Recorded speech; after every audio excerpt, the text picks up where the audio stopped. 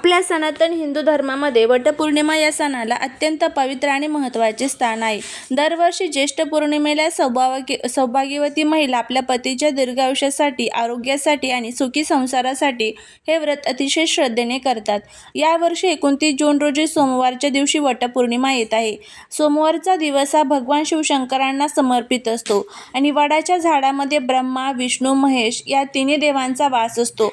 त्यामुळे या वर्षीच्या वटपौर्णिमेला एक अतिशय दुर्मिळ आणि शुभयोग जुळून आलेला आहे. आजच्या या व्हिडिओमध्ये आपण वटपौर्णिमेच्या दिवशी महिलांनी कोणते अत्यंत महत्त्वाचे नियम पाळायला पाहिजेत याविषयी सविस्तर माहिती घेणार आहोत. बऱ्याचदा नकळत महिलांकडून काही चुका होतात ज्यामुळे व्रताचे पूर्ण फळ मिळत नाही. त्यामुळे पूजा करताना, उपवास सोडताना आणि कपडे निवडताना कोणत्या गोष्टीची काळजी घ्यावी हे आपण या व्हिडिओमध्ये सविस्तर पाहणार आहोत, जेणेकरून तुमच्याकडून कोणतीही चूक होणार नाही. त्यामुळे व्हिडिओ हा स्किप न करता शेवटपर्यंत पहा. चॅनलवरती नवीन असाल तर चॅनलला सबस्क्राईब करून कमेंटमध्ये ओम वटवृक्षाय नमः लिहायला अजिबात विसरू नका. अनेक महिलांच्या मनात हा मोठा संभ्रम असतो की वटपौर्णिमेच्या दिवशी जर मासिक पाळी आली तर व्रत कसे करावे किंवा पूजा कशी करावी. शास्त्रानुसार मासिक पाळी एक नैसर्गिक प्रक्रिया आहे. त्यामुळे मनात कोणतीही द्विधा मनस्थिती किंवा भीती ठेवू नका. जर तुम्हाला वटपौर्णिमेच्या दिवशी मासिक पाळी आली तर तुम्ही स्वतः वडाच्या झाडाची पूजा करू नये. तसेच पूजेच्या कोणत्याही साहित्याला स्पर्श करू नये. परंतु याचा अर्थ असा नाही की तुम्ही व्रत करू शकत नाही. तुम्ही मनातल्या मनात भगवान शिव, माता पार्वती आणि यमराजाचे स्मरण करून उपवास नक्कीच करू शकता. तुमच्या बदल्यात घरातील दुसरी एखादी सौभाग्यवती महिला, तुमची सासू, जाऊ, नणंद किंवा अगदी तुमच्या पतीने वडाच्या झाडाची पूजा केली तरी चालते. जर घरी कोणी नसेल तर तुम्ही लांबूनच वडाच्या झाडाला मानसिक नमस्कार करून प्रार्थना करू शकता. मासिक पाळीच्या काळात शारीरिक शुद्धता नसली तरी मनाची शुद्धता महत्त्वाची असते. त्यामुळे देवाबद्दल मनात श्रद्धा ठेवून उपवास करावा आणि दुसऱ्याकडून पूजा करून घ्यावी. यामुळे व्रताचे पूर्ण पुण्यफळ लाभते. त्यानंतरचं पुढचं म्हणजे व्रत आणि उपवासाच्या नियमांमध्ये आहाराला अत्यंत महत्त्वाचे स्थान आहे. वटपौर्णिमेचा उपवास हा निर्जला किंवा फलाहार करून केला जातो. परंतु बऱ्याच महिला उपवास सोडताना किंवा उपवासाच्या दिवशी काही अशा गोष्टी खातात ज्या शास्त्रानुसार पूर्णपणे वर्ज्य आहेत. ज्या दिवशी महिलांनी चुकू नये मसूर डाळ किंवा मसूर डाळीपासून बनवलेले पदार्थ खाऊ नयेत. तसेच उपवास सोडताना कोणत्याही प्रकारची तामसिक अन्न म्हणजेच कांदा, लसूण किंवा अति तिखट मसालेदार पदार्थांचे सेवन करू नये. वटपौर्णिमेच्या दिवशी मुख्यत्वे गव्हाच्या खिरीचा आणि पुरणपोळीचा नैवेद्य दाखवला जातो. उपवास सोडताना हाच सात्विक नैवेद्य ग्रहण करावा. सगळ्यात महत्त्वाची गोष्ट म्हणजे या दिवशी घरामध्ये विसरूनही मांसाहार बनवू नये आणि कुटुंबातील कोणत्याही सदस्याने त्याचे सेवन करू नये. संपूर्ण दिवस सात्विक आहार आणि सात्विक विचारांचे पालन केल्यानेच घरामध्ये सुख समृद्धी नांदते आणि व्रताचे सकारात्मक फळ मिळते. पुढचं म्हणजे वटपौर्णिमा हा सौभाग्याचा सण आहे. त्यामुळे या दिवशी महिलांनी आपल्या पोशाखाची आणि रंगांची विशेष काळजी घेतली पाहिजे. हिंदू शास्त्रामध्ये शुभ आणि धार्मिक कार्यात काही रंगांचा वापर वर्ज्य मानला गेला आहे. वटपौर्णिमेच्या दिवशी महिलांनी चुकूनही काळ्या रंगाची साडी किंवा कपडे परिधान करू नयेत.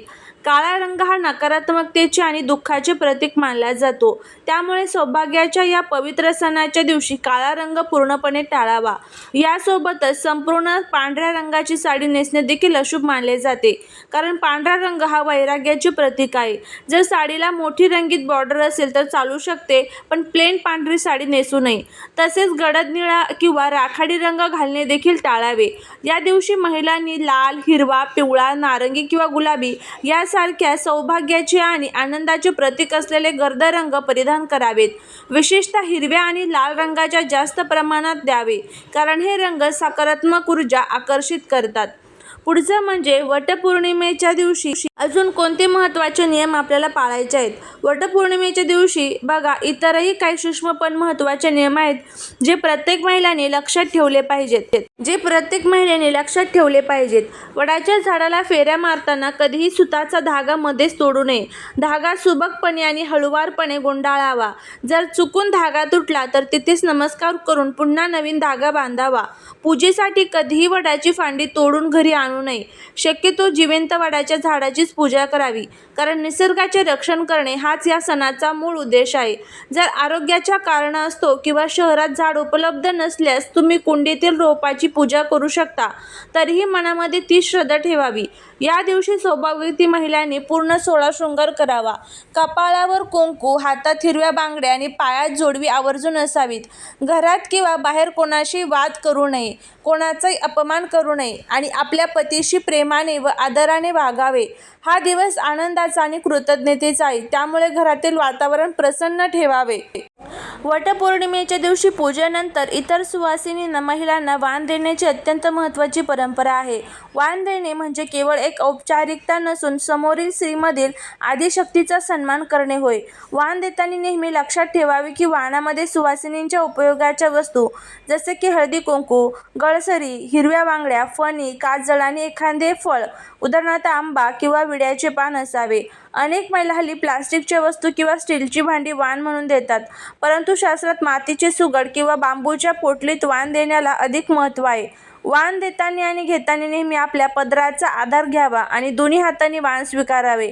मासिक पाळी आलेल्या महिलांनी स्वतःच्या हाताने वाण देऊ नये, परंतु त्या दुसऱ्या सुवासिनीवर वाण देऊ शकता. वाण दिल्यामुळे महिलांमधील परस्पर स्नेह वाढते आणि सौभाग्याचे पुण्य शतगुणित होते. पूजेच्या वेळी वडाच्या झाडाची पाने आणि गरुड किंवा मुगाची डाळ आणि आंबे यांचा नैवेद्य दाखवण्याची प्रथा आहे. पूजा संपल्यानंतर बऱ्याच महिला वडाची पाने घरी घेऊन येतात. शास्त्रानुसार वडाची पाने ही अत्यंत पवित्र मानली जातात, कारण त्या औषधी गुणधर्म आणि सकारात्मक ऊर्जा असते. ही पाने घरात आणून मुख्य दरवाजावर तोरण म्हणून लावल्यास घरातील नकारात्मक ऊर्जा नष्ट होते. परंतु अनेकदा पूजेनंतर वडाची पाने किंवा सुताचे धागे झाडाच्या अवतीभोवती तसेच कचऱ्यासारखे पडून राहतात, जे पूर्णपणे चुकीचे आहे. यामुळे व्रताचा अवमान होतो. पूजा पूर्ण झाल्यावर तिथला परिसर स्वच्छ ठेवावा आणि सुकलेली पाने किंवा अक्षता पायदळी येणार नाहीत किंवा सुरक्षित ठिकाणी किंवा वाहत्या पाण्यात विसर्जित करावीत. निसर्गाचा आदर करणे हाच या पूजेचा मुख्य हेतू आहे. वटपौर्णिमेचा उपवास सोडण्याच्या प्रक्रियेला पारणा असे म्हणतात आणि पारणा करण्याचे काही निश्चित नियम आहेत. संपूर्ण दिवस उपवास केल्यानंतर संध्याकाळी किंवा दुसऱ्या दिवशी सकाळी उपवास सोडताना थेट जड किंवा तेलकट अन्न खाणे टाळावे. उपवास सोडण्यापूर्वी घरामध्ये देवघरात आणि तुळशीजवळ दिवा लावावा. पतीच्या चरणांचे दर्शन घेऊन त्यांचे आशीर्वाद घ्यावेत आणि त्यानंतर अन्न ग्रहण करावे. पारणा करताना सुरुवातीला वडाच्या झाडाचे छोटे अंकुर किंवा पान तोंडात टाकून पाणी पिण्याची काही भागात प्रथा आहे, ज्यामुळे शरीराला ऊर्जा मिळते. मुख्य जेवणामध्ये सात्विक पदार्थांचा समावेश असावा. जर तुम्ही उपवास सोडताना कोणाशी वाद घातला किंवा चिडचिड केली तर दिवसभराचे तपाचे फळ नष्ट होते. म्हणून अत्यंत शांत आणि आनंदी मनाने उपवास सोडावा. महिलेचे नवीन लग्न झाले आहे आणि ज्यांची ही पहिलीच वटपौर्णिमा आहे त्यांच्यासाठी हा सण अत्यंत उत्सवाचा असतो. पहिल्या वटपौर्णिमेला नववधूने आपल्या लग्नाचा शालू किंवा लग्नातील दागिने परिधान करून पूजा करावी. असे केल्याने वैवाहिक जीवनाची सुरुवात शुभ मानली जाते. पहिल्या वर्षी माहेरून किंवा सासरून पूजेचे विशेष साहित्य आणि नवीन साडी घेतली जाते. नवविवाहित महिलांनी वडाला फेऱ्या मारताना घरातील ज्येष्ठ स्त्रियांचे मार्गदर्शन घ्यावे. पूजेची मांडणी कशी करावी समजून घ्यावे. पहिल्या वर्षी वडाच्या झाडाला 7 ऐवजी शक्य असल्यास 108 फेऱ्या मारणे अत्यंत शुभ मानले जाते. जर शारीरिक त्रास नसेल तर असे आवर्जून करावे. अनेकदा महिलांना आरोग्याच्या समस्या असतात, जसे की मधुमेह, रक्तदाब आणि गर्भावस्थेचा काळ असतो. अशा वेळी कडक निर्जल उपवास करणे आरोग्यासाठी घातक ठरू शकते. हिंदू धर्म हा अत्यंत लवचिक आहे, त्यामुळे आजारपणात शरीराला त्रास देऊन व्रत करू नये. अशा महिलांनी सकाळी पूजा करावी आणि त्यानंतर फलाहार, दूध किंवा राजगिऱ्याचे पदार्थ खाऊन उपवास करावा. देवाला केवळ तुमची श्रद्धा हवी आहे. उपवासाच्या नावाखाली शरीराला त्रास देणे अपेक्षित नसते. गर्भवती महिलांनी वडाच्या झाडाला जास्त फेऱ्या मारताना चक्कर येणार नाही याची काळजी घ्यावी आणि गर्दीच्या ठिकाणी जाणे टाळावे. शक्य असल्यास घरातच वडाची लहान फांदी कुंडीत लावून तिची पूजा करावी, जेणेकरून आरोग्याची सुरक्षितता आणि व्रताचे पालन या दोन्ही गोष्टी व्यवस्थित सांभाळता येतील. अशा पद्धतीने हे सर्व नियम आपल्याला पाळायचे आहेत.